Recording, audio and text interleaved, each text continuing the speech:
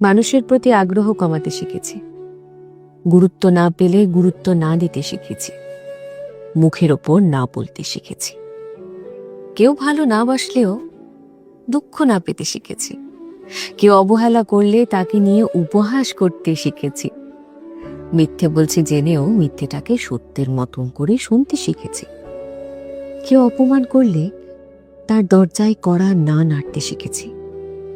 নিজের ভালো থাকার জন্য রোজ এত কিছু শিখেছি।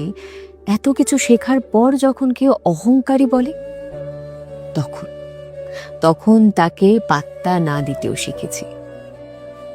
দিনকালের সাথে সাথে নিজেকে আপডেট করতে হয়, নিজের মুড চেঞ্জ করতে হয়, নিজেকেও ভালোবাসতে শিখতে হয়, নিজের দায়িত্ব নিজেকেই নিতে হয়।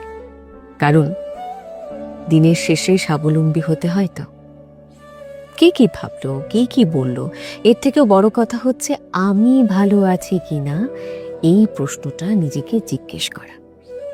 আর যদি উত্তরে আসে যে হ্যাঁ ভালো আছি, তাহলে আপনি ঠিক যেমনটি চলছে তেমনি চলতে থাকুন।